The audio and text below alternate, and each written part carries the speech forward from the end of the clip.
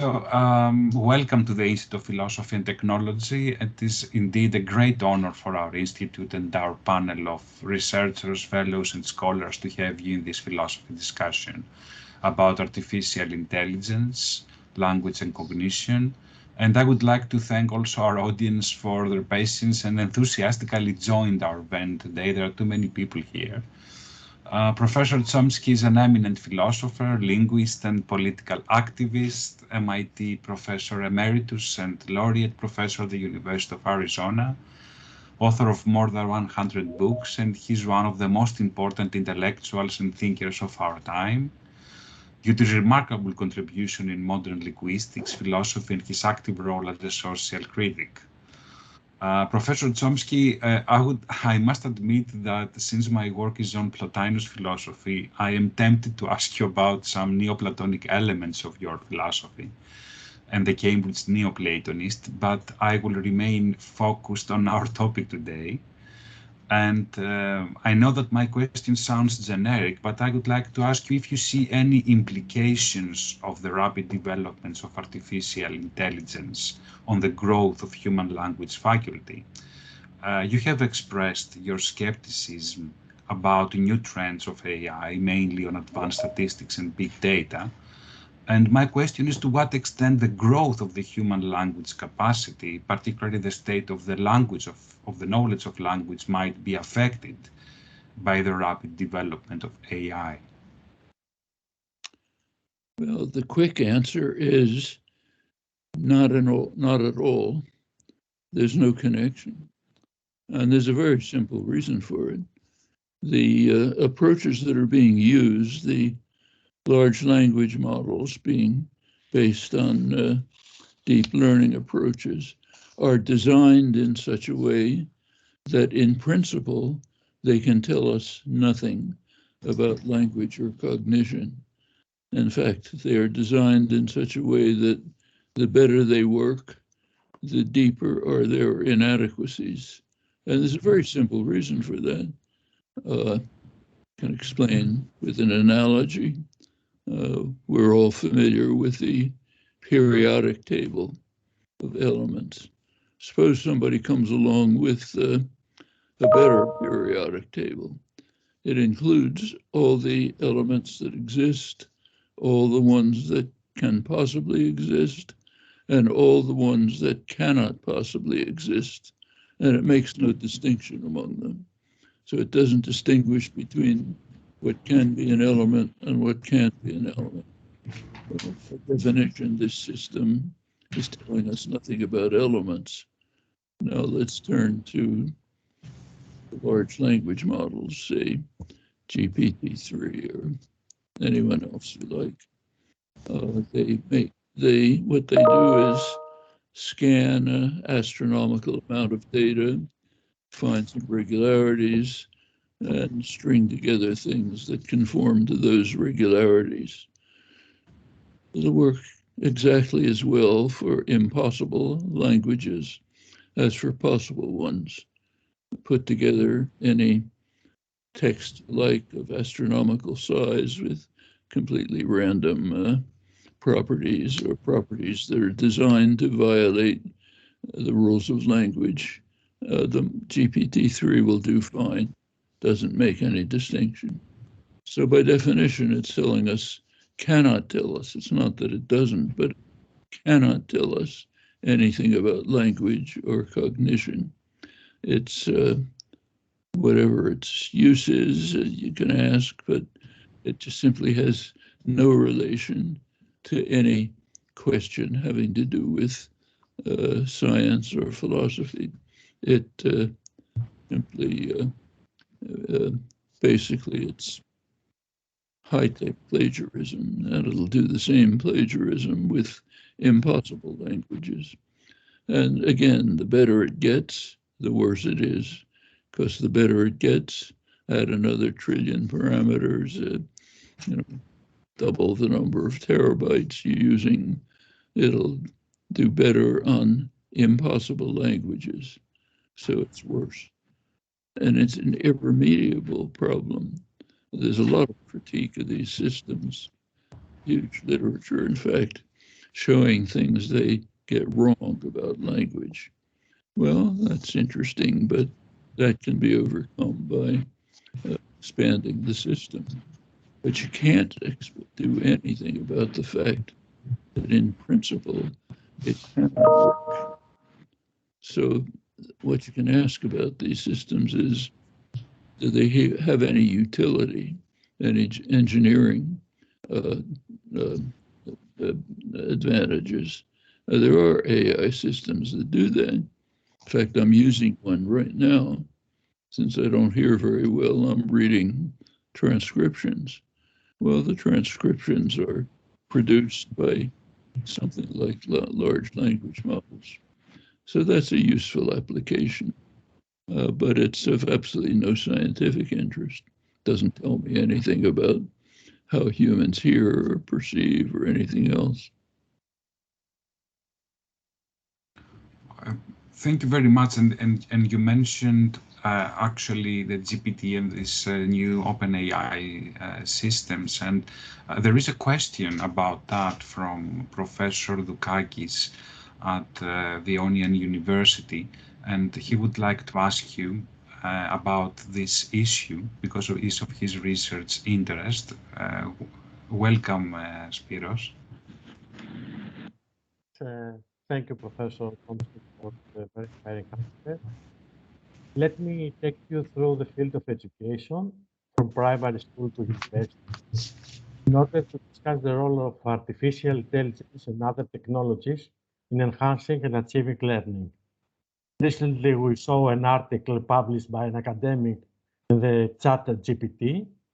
At the same time, New York City's Department of Education announced the ban of ChatGPT from schools, devices, and networks. What do you think the future of education will be, and how will be affected by artificial intelligence, machine learning, and models like ChatGPT? And how can educational policymakers and teachers act on these issues to strengthen the new generation? And moreover, do you think that portable EEG devices and other digital biomarker measurements technologies have a role in education? And can they contribute to improving learning with the use of AI? Thank you. Well, I think we can remember that these AI systems are basically plagiarism, high-tech plagiarism. So the question we can ask is, how does plagiarism affect educational policies? Well, it does. For years, teachers and professors in social sciences, humanities, have had the problem of providing students with asking them to write an essay on something, and they'll hand in an essay which was plagiarized from something. And there are plagiarism detectors that are available to faculty to ask to help them check whether the essay was real or plagiarized. Well, now it's just more advanced plagiarism, so it's a bigger problem. A student is supposed to write an essay on some topic. They can play around with ChatGPT and it'll produce something that looks like an essay on that topic. The way it's doing it is by plagiarizing materials that have been written on that topic, just doing it in a more fancy way than picking it out. So that's a problem.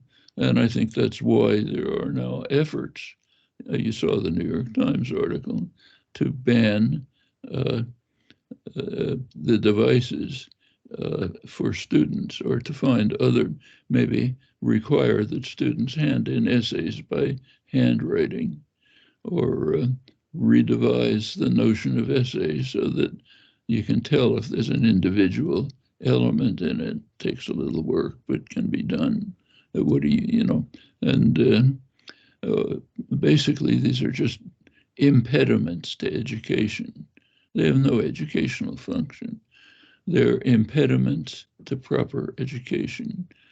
A student is asked to write an essay on some topic. Instead of thinking about it and getting some ideas and working them out, the student can plagiarize. Okay, that's basically what the problem is. We might ask whether these systems like ChatGPT have any function whatsoever, any useful function. I mean, are they like live transcription or Google Translate, which is useful? You know, if I want a rough idea of what some article in Greek is about, I can use Google Translate. It'll give me some rough idea of what the article is. Of course, I won't trust the translation if I want to really understand it, but you get some kind of hint. Is it worth going into further or something like that? Well, that can be useful, but is ChatGPT useful for anything? I can't think of anything. Seems to me just a toy that's used to mislead people. I mean, you can understand why young people like it. You have this huge computational capacity at your fingertips. It's like having a wonderful game, you know, that you can play with, but it can't contribute to any question of science or understanding in principle, and it doesn't seem to have any utility except the negative utility of making it harder for educational procedures to work properly. So I think it's, as far as I can see, it's a net loss.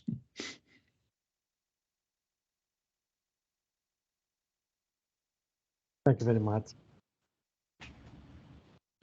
Thank you, Professor Chomsky. Would you like to try turning on your camera? Perhaps now it works. I don't know if you wish. Yeah. If I don't see anything. Turn camera on. Well, okay. On, but it's not doing anything. Thank you very much. Now we can see you clearly. Yeah. We have yes, and all these things are extremely interesting and fascinating for us.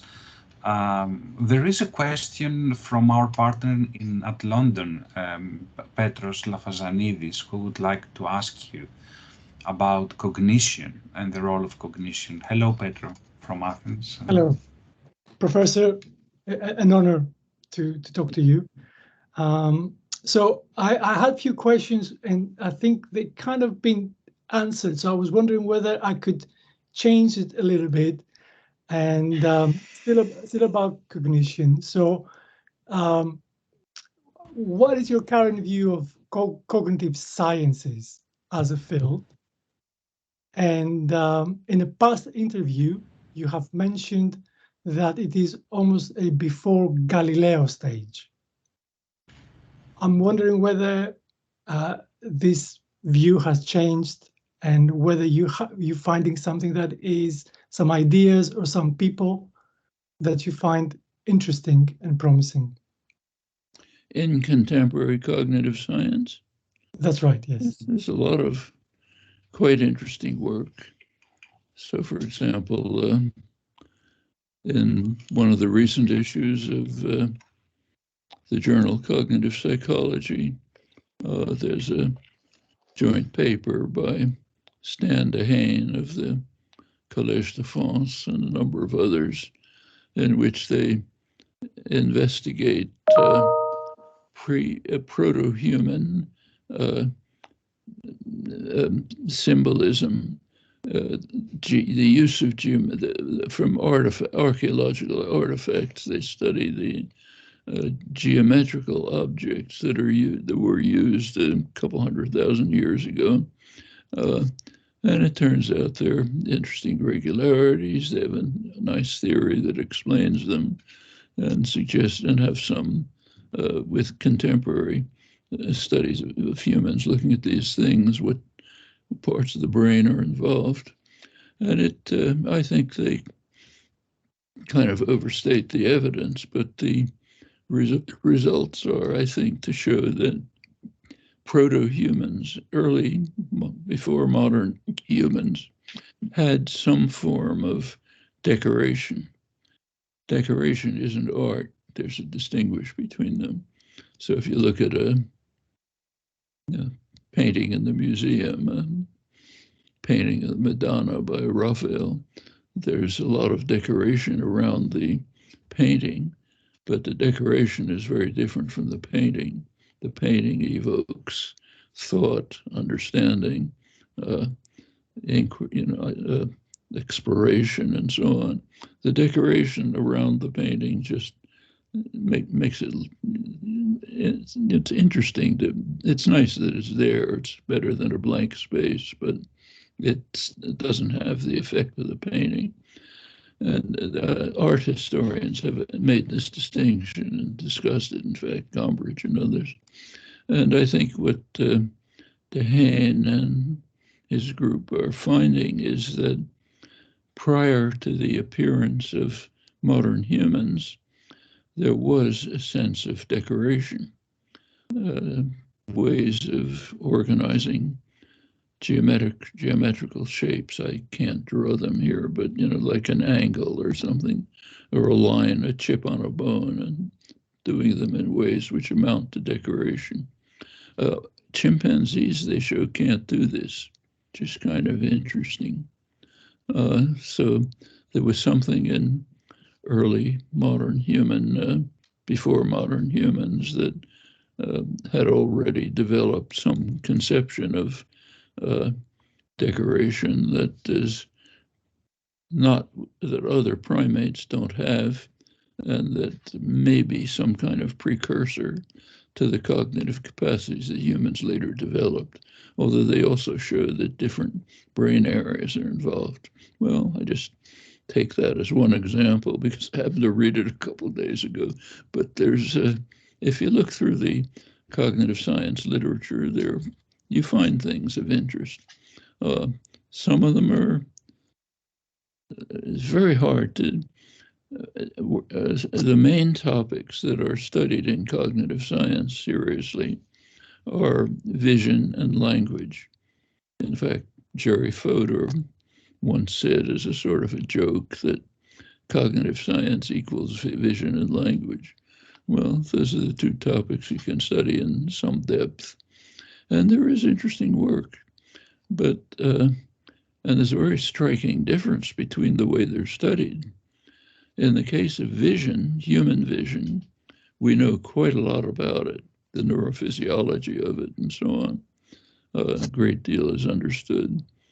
About language, we understand almost nothing about the neurophysiology, some things vaguely about localization, not much more. And there's a reason for that. Human language is isolated. There's no analogs in other species. So you can't do comparative work, and you can't do ethical requirements bar invasive experiments with humans. We know a lot about human vision because we have about the same visual system as cats and monkeys. And rightly or wrongly, we do invasive experiments with cats and monkeys, like raise kittens under various conditions of visual deprivation. That teaches you a lot about the nature of vision. In fact, the classic work by David Hubel and Torben Wiesel, Nobel Prize laureates, was based, a lot of it was based on experiments with kittens raised under different conditions of deprivation, visual deprivation, along with invasive experimentation, like putting an electrode into the parts of the visual cortex and so on. We do all those things with animals. You can argue about whether it's right or wrong, but it's done. And given that they have the same visual systems, essentially, we learn about human vision. But you can't do that with language.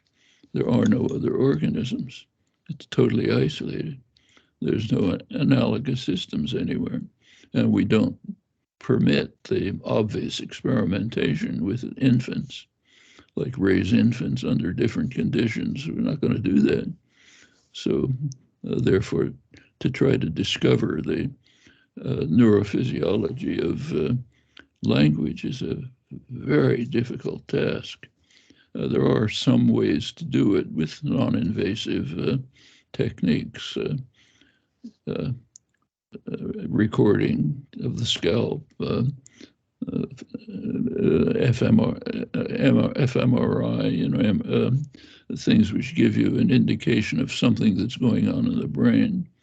But you can think of all sorts of experiments that if you were, say, Mengele, you could carry out and learn about human language, but fortunately, we're not all Mengeles. So it's a very hard topic.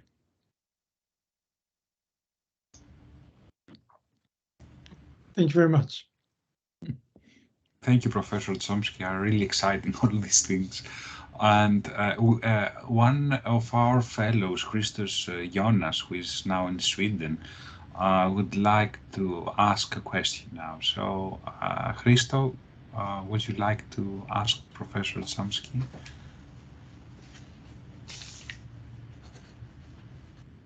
Yes. Hello, Professor Chomsky. So excited, very excited to be here and to meet you in person. The question I would like to ask, I wrote a lot of questions, but I'll start with, I have two questions, so I'll start with one. One is more about cognition, and the other one is a bit more personal. So the first one about cognition is, embodied cognition has seen a tremendous interest in recent decades. Such theories have in many respects diverse from symbolists' purely computational understanding of cognition in the mind. Do you think theories of embodied cognition will come to inform current practices in artificial intelligence or in general in our theories about the mind and cognitive science? Embodied cognition, can that make a contribution to understanding problems of cognitive science? Yeah, in our understanding of language. Understanding, well, there's no, I mean, it could in principle.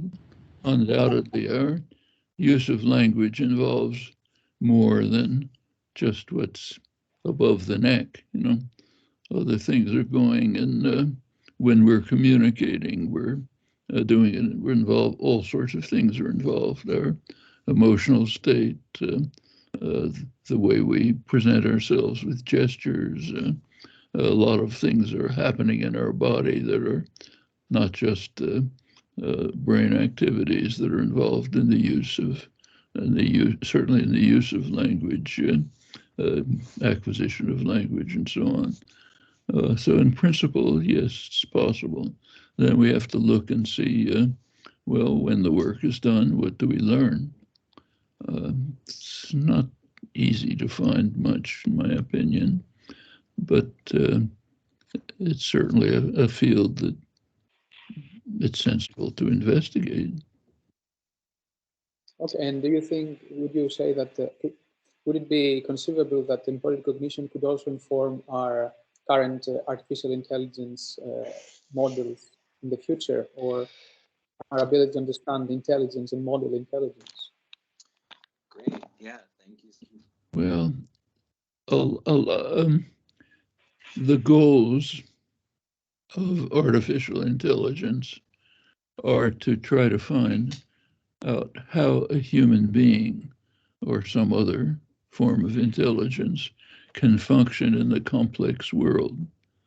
So if you read the so-called theorists of modern artificial intelligence, say Eva Kahn, others, they say, well, we're not really interested in these narrow questions like how does language work or how does vision work, but in the broader question of how does a human being function in the complex world.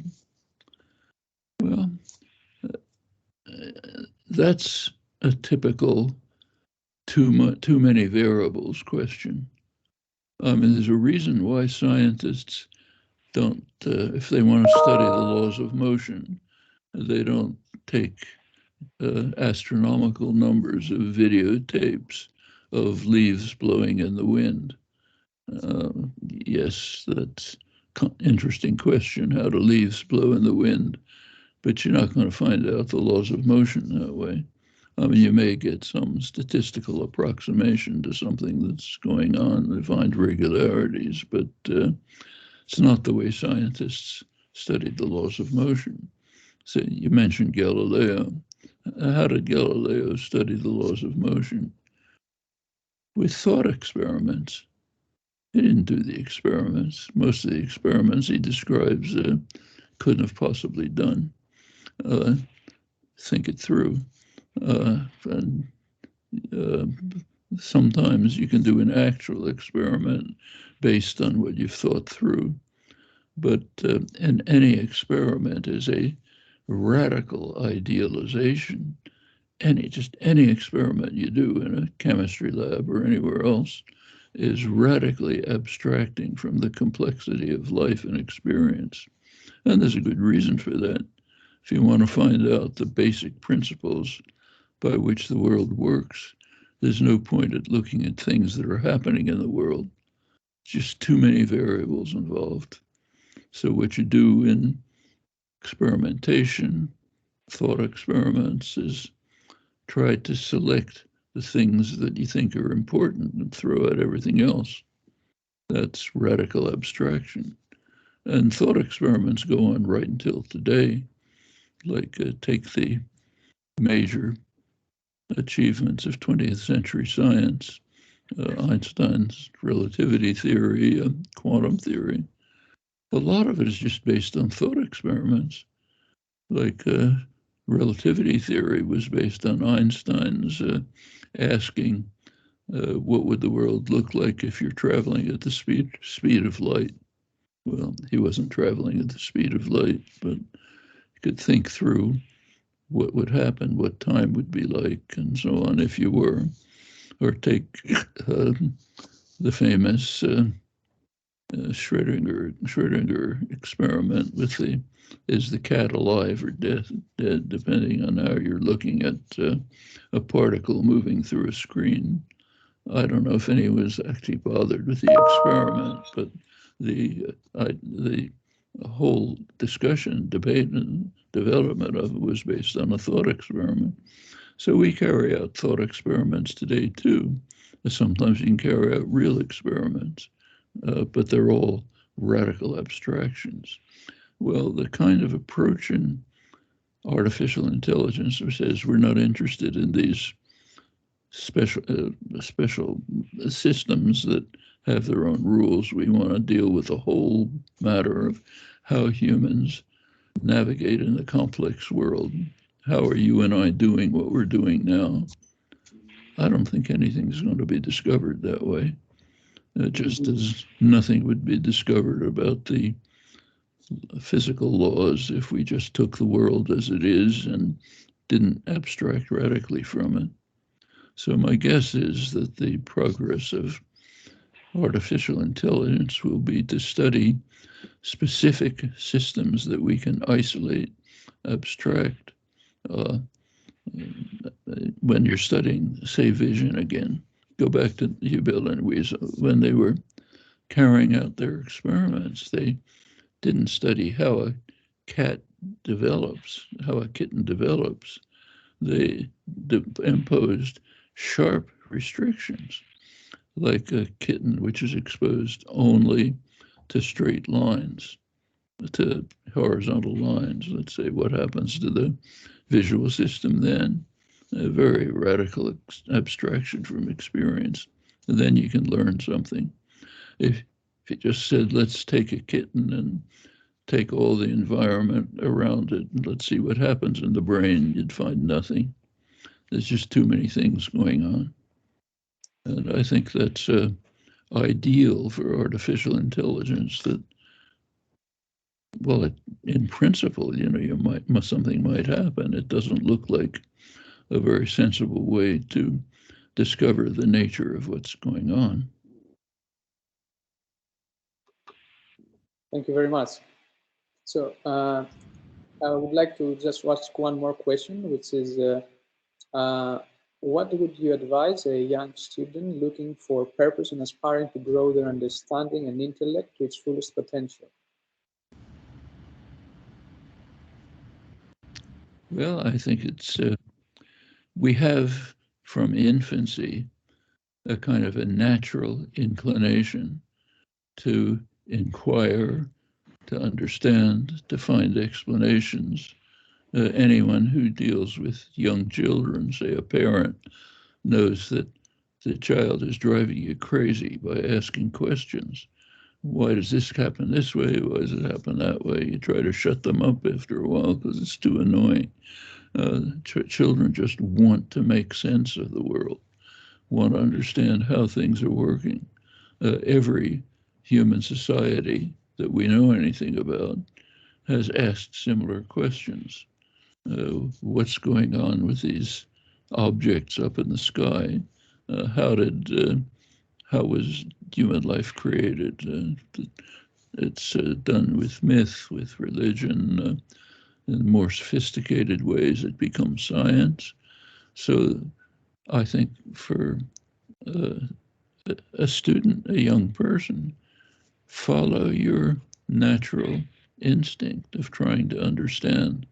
A lot of education dulls that instinct.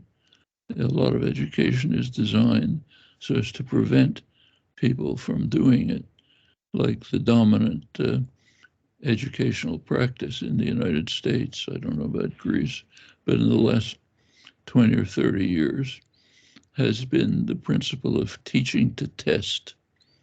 You have to rigorously teach students, schools, skills, material which they learn and then regurgitate in tests.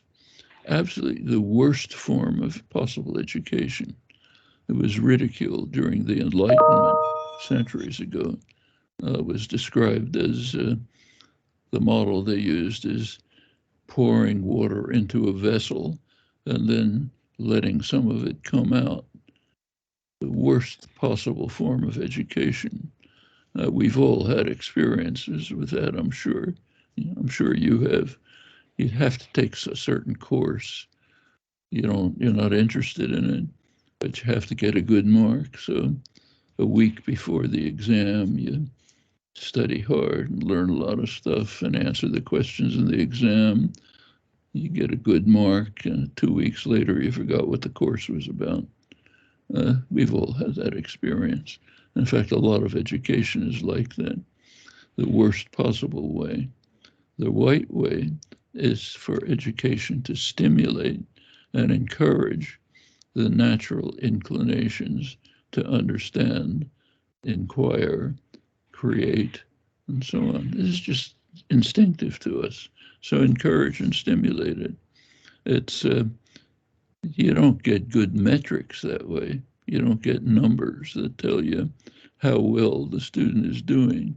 If you want to automate the educational process so that you can tell whether this school is meeting some kind of standards, no, then do the worst kind of education, do teaching to test, and then you get the numbers, which are mostly meaningless.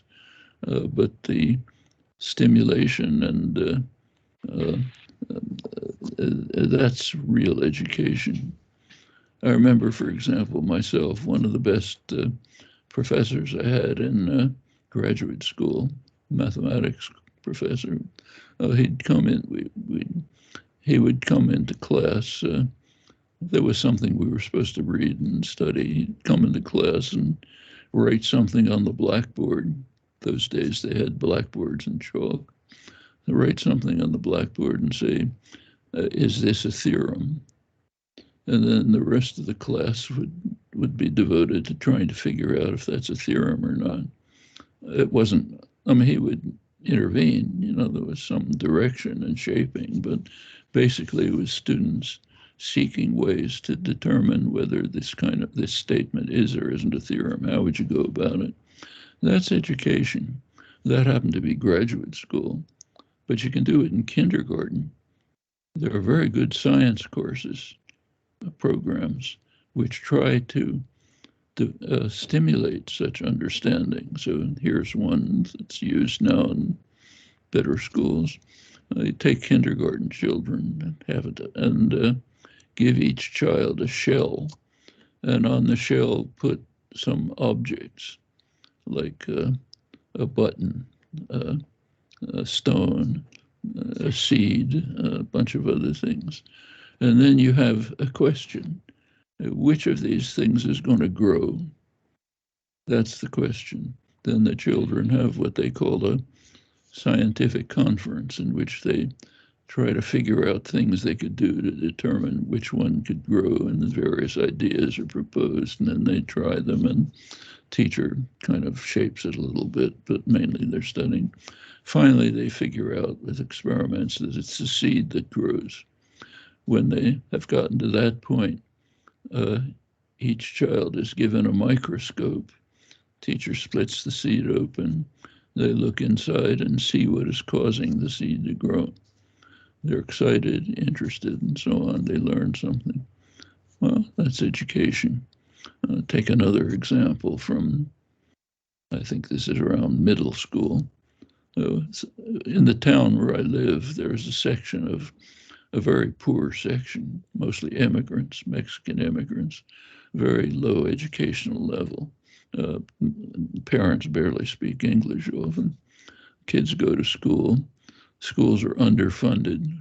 So one teacher may have 50 kids in a class, and school is mainly a problem of keeping the kids from hitting each other. Nobody ever went to college, even high school.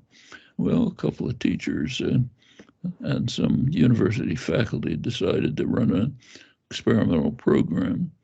What they did was put in a small garden in the school, and they got the kids to water the garden, get things to grow, and sort of fun did it.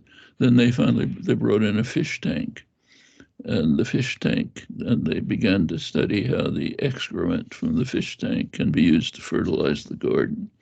Well, a year or so later, I went to visit the place. We were brought a couple of young kids, 10, 11-year-old kids, they had this very elaborate garden, fish, all sorts of things. They took us through it. They described to us the chemistry and the physiology of how things grow and how the nutrients work and what happens to the soil and so on. They had learned science, and no discipline problems anymore. They go to high school and college. They've integrated the neighborhood into it. A lot of the neighbors, the people in the community, are a generation away from being campesinos in Mexico. They know about agriculture, so they were interested. They started selling produce from their own garden in the neighborhood. The community, a community developed a participation. Well, that's education. You can do it in kindergarten. You can do it in middle schools. You can do it in graduate school, different ways. But the worst kind of education is study, pass the test, forget about it. And there's much too much of that. And I think it has to do with basic features of human nature that we see from infancy, with just the desire to understand what this complex world is about. Well, when you organize and direct that instinct properly, you get good education. Thank you very much. Thank you very much. Professor Chomsky. Thank you, Christos. We have another student, Panos Kanellopoulos, who would like to ask you a question. Pano? Good evening, Professor. It's such an honor to meet you. What do you think about the theory of some people that creativity is a privilege of human intelligence only and not the artificial one? In the distant future, would you see a Nobel Prize in literature in the hands of a robot? Thank you very much. Well, not any. First, what's a robot, first of all? I mean, a robot is not something from Star Wars. It's a computer program. What we call machines are programs. That's what a machine is. It may be implemented by something that is built to look like a cute creature or something, but it's just a program that's being implemented by some mechanical device. Just as in your laptop, you have a calculator. It's a program. It's a program written in a notation in which the computer can implement it. But the implementation by the computer is nothing. You know, it's just apart from that, apart from implementing the program, the computer is just a piece of metal, you know, that you use as a paperweight. But so what we're really, when we ask about robots, we're asking about programs. Can there be a program that would have creativity? Well, what's a program? Program's a theory. It's a strange kind of theory because a program is a theory that has to answer every question. Theories rarely do that. Like if you're even in physics, you know, the most advanced field, they're just questions you don't know the answer to, so you don't put it into the theory. But if you're trying to program it, you have to put it in, even if you don't know the answer. Program doesn't work unless every question is answered. So there's a special kind of unusual kind of theory, which every question is answered, even if you don't know the answers, and it's written in notation that can be implemented by a computer. So rephrasing your original question in these terms, we're asking, can we have a theory of creativity?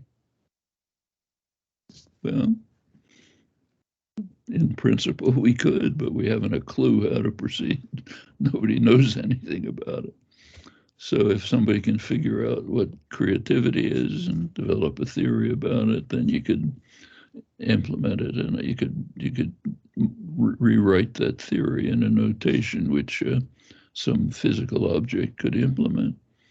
But since we don't understand anything about creativity, we can't say anything about it. Thank you very much, Professor Chomsky. Thank you, Pano, for your question. And there is also a question from a final one from Noam Badillo, our philosopher and artist, who is an IPT fellow. Noe, you'd like to ask the question you have? Yes, hi. Oh, I'm sorry. Pleasure to meet you, Professor Chomsky. I've always wanted to meet you and hear one of your talks, so this is a great opportunity. My question is, I myself am not a computer person or a computer expert, and I don't know really a lot about AI. What does have a meaning for me is to know, I guess in the sense that I'm not using the term artificial as in computer, but wanting to know what true or a real nature of intelligence is in a human being, as opposed to, you know, something that's more artificial or fabricated. So I guess my question to you is this: if you look back at your entire life and career as a linguist, philosopher, and political activist, among so many other things, in terms of everything you've accomplished, what is most meaningful for you as a person in terms of the nature of intelligence that is not artificial, but real, tangible, solid, meaningful, purposeful? Or what is the meaning for you in terms of the nature of language or of cognition? Well, the first paper in artificial intelligence the term wasn't used then, but the paper that basically initiated the field was by the great mathematician Alan Turing, who basically developed the leading figure who developed the modern theory of computation, computability, mathematician, biologist. His paper was called Can Machines Think? Machine meant, of course, program. Can a program think? And he said, this is the paper in which he developed what's called the Turing test. which you may know about, a test for machine thinking. He said the question whether machines can think is too meaningless to deserve discussion. And the reason is we don't understand what thinking is. So he said, let's see if we can find some very narrow condition which we can study, and maybe that'll help us improve our understanding of machines and of software, and maybe people even start using the word think to deal with this. That's his so-called imitation game, the Turing test, where you see if you can get a program that'll fool somebody into believing that it's a person, okay? Because it does well enough, like GPT. Can it fool somebody into thinking it's a person? He said, okay, let's study that. But let's not confuse ourselves by saying we're studying thinking. We're just trying to find out something about some aspect of what might fall under this broad concept. Turing, of course, didn't know it, but this question had been asked in the 17th century and given essentially the same answer. Descartes famously had argued that humans have a special property, res cogitans, which machines don't have. Machines meaning all animals and most of human behavior. And he had some pretty good arguments for this. One of the main ones was use of language. He argued that the normal use of language has a creative aspect which can't be duplicated by any machine, any deterministic process. And his associates, especially Jacques de Cordemois, asked an obvious question. Can we develop tests which will determine whether some other creature has this property? So take some creature that looks like us. Can we determine whether it has the property res cogitans? It's kind of like a litmus test for acidity. And the answer that Cordemois gave was essentially Turing's. Let's see if we can run a battery of tests, ask questions, see if the creature can answer them in an appropriate way. If it can do it in complex situations, we'll assume that it has this property of res cogitans. Notice that Cordemois was asking a metaphysical question. Does this creature have such and such a property? And remember, in the 17th century, that was a very serious problem, because if it has this property, it has a soul. And if it has a soul, it has to be Christianized. And you go on from there into a pretty ugly history of colonialism. But these were serious questions, not questions of methodology and so on, fundamental questions. Well, the Turing test is like that. So now we're back to your question. Can we have artificial intelligence? If we do, it'll be a study of natural intelligence. Artificial intelligence for people like Turing or the early pioneers of the field, like Herbert Simon, Marvin Minsky, for them it was just cognitive science. Can we learn something about the nature of cognition, intelligence, by using these methods that we have that computers and computational theory make available? And the answer is yes, we can. Going back to your specific question, in this case of language, by studying computational theories of how language works, can learn quite a lot. In fact, I think a lot of progress has been made in these years into understanding what you and I are now doing. There are a lot of questions we can't answer. We can answer questions about, Aristotle made a fundamental distinction between possession of knowledge and use of knowledge. It's crucial. Possession of knowledge, in the case of language, is the system that's coded in your brain. There's some system coded in your brain. For me, it's English. For you, it's Greek. Aristotle argued that they're all the same. He was probably correct. And the underlying systems are probably pretty much even exactly the same for all languages. He argued that they differ in the way they're externalized. So you sound it out differently in Greek than you do in English, but the internal system's the same. It's kind of like a computer. Your laptop, for example, has a program in it, and you could hook it up to one or another different kind of printer. The program doesn't care. It's the same program no matter what printer you hook it up to, and it may be kind of like that for us. Well, that's the language itself. Then comes and about that you can learn a lot. Then comes the question of use of language. Now we're back to Descartes.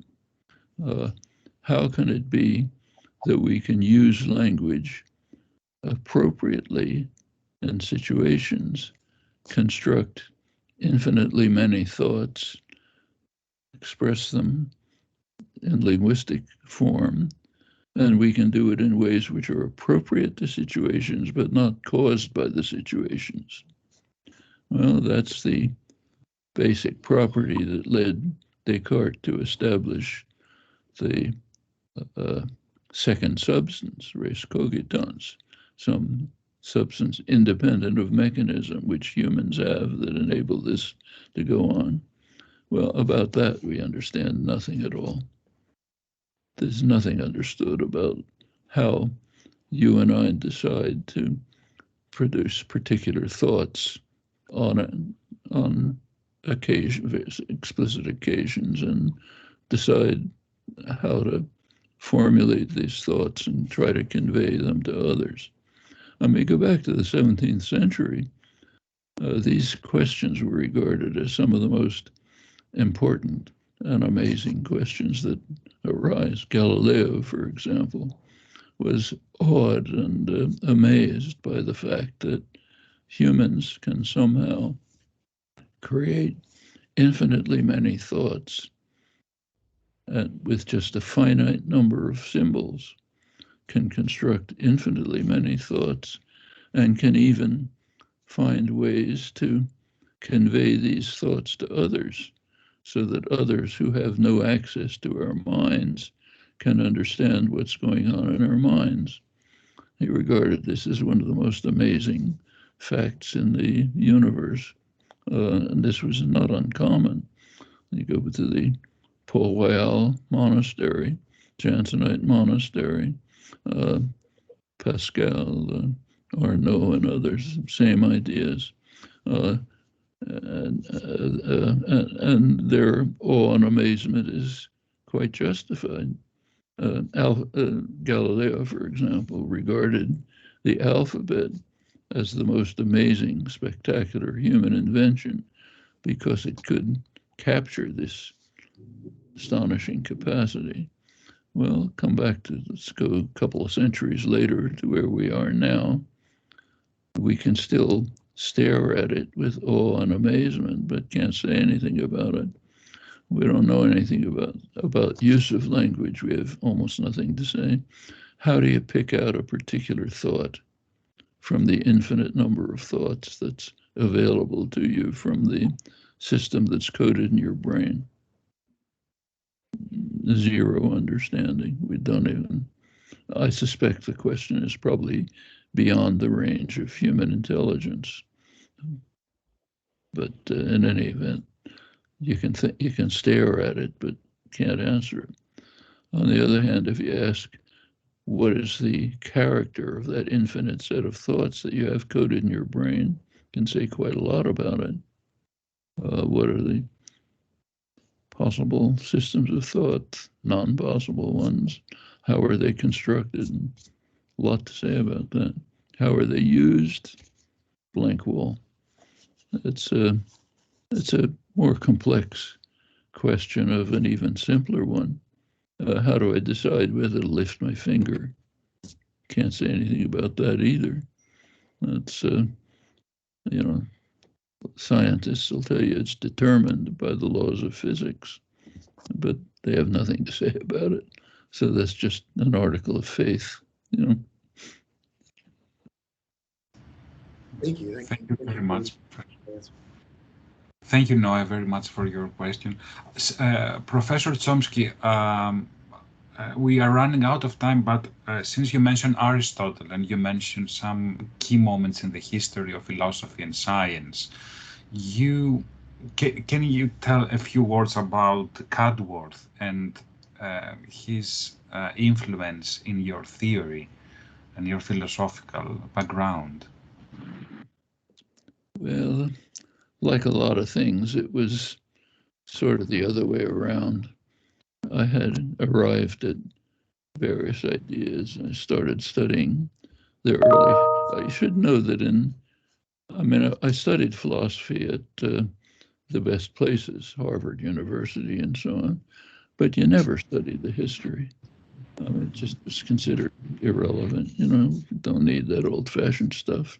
We start from now when we do everything. Maybe a couple of sentences from Locke or something. But I got interested in the early modern philosophy because there were some interesting hints there that looked worth pursuing. As I went on, I found that a lot of what we think we're inventing today was in fact developed in quite interesting ways and throughout history, back to the Greeks, in fact, back to Indian philosophy, in fact, which is an interesting tradition. I don't know that much about it, but in the Western tradition from the Greeks up through the rediscovery of Aristotle in the 12th, 13th century, Roger Bacon, the Neoplatonists who had extremely interesting ideas about the nature of cognition and language. People who are very hard to read, like Ralph Cudworth. It's almost unreadable, but if you think about it, there's a lot of very striking insights into the nature of semantics and structure of language and thought. Anyhow, I got interested in this, but it was from first having sort of the basic ideas and then finding out how they were studied in quite a rich and insightful way throughout the history of thought. Thank you very much. Actually, there is a final question from Aristea. Aristea, would you like to ask Professor Chomsky? Yes, of course. Hello, Professor. It's such an honor to meet you, and thank you for your answers throughout the session. So, well, I'm a political theorist, so I'm more interested in social phenomena. So I'm interested in the relationship among voice, language, and AI. For human beings, voice is a unique characteristic that connects the mortal body with society through language, through the use of language from its subject. And in large, that's why voice is a very important concept when it comes to our understanding of notions of freedom, oppression, democracy, and so on. And my question is, how does the emergence of AI technologies alter this relationship between voice as part of the human body and language? And how would this affect social cognition and our ability to understand subjective narratives and social phenomena in general? Thank you. That's an extremely serious and very hard question. Different cultures and societies do have different ways of thinking about the world and interactions among people and so on. It must be the case that there are fundamental uniformities. There's a lot of loose talk about You read a lot of the French post-structuralists, Foucault and others, and say, well, everything's just the development of culture. It completely makes no sense. There's no way for an infant to discover the nature of the culture that they're living in unless the infant has built-in structure. Otherwise, it's just noise. You know, it's just like I happen to have a couple of dogs. They live in the same culture as my children, but they don't get anything.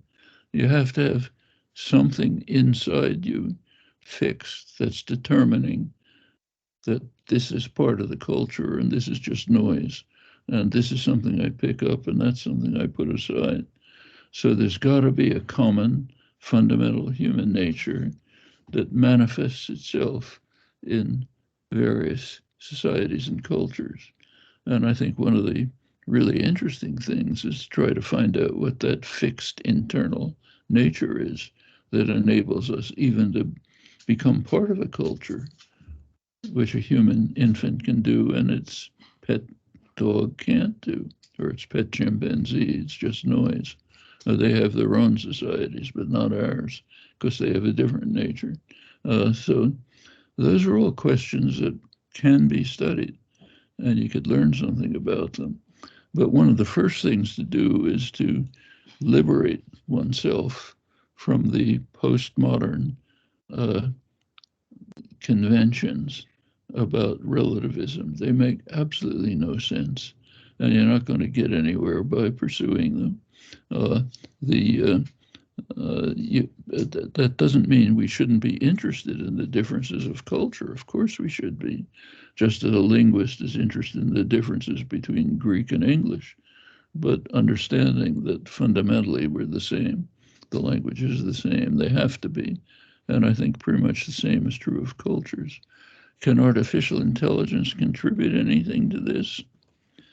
Well, remember that artificial intelligence is just cognitive science using particular techniques and technology, like theory of computation, implementation of theories by technology. So maybe that can help, but sometimes it can. But you can't really predict how science and understanding will develop. We just don't know enough to explain that.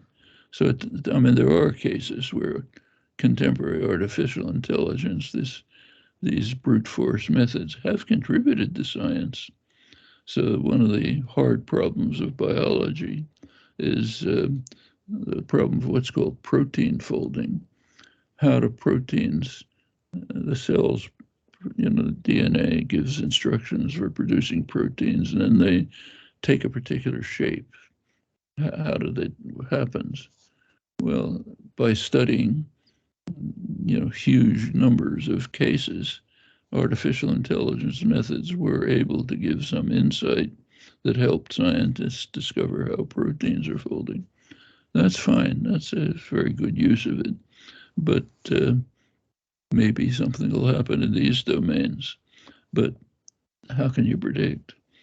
How could anybody have predicted in the 19th century that 50 years later, all of physics would have been overthrown, totally reconstituted in totally new ways through relativity and quantum theory? Can't predict that.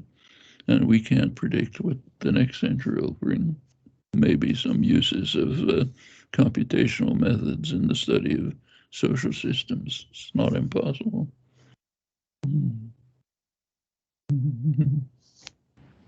Thank you very much.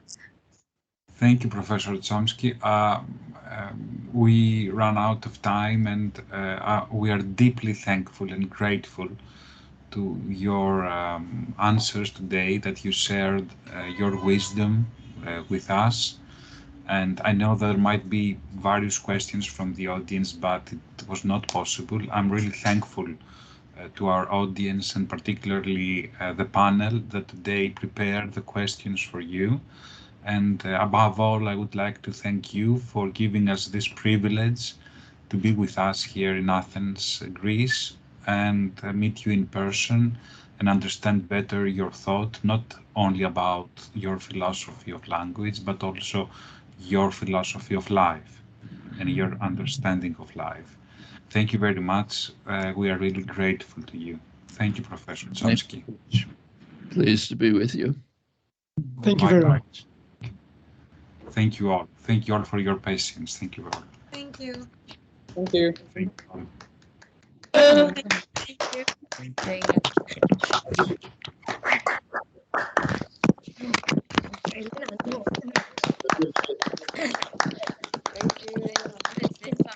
Amazing.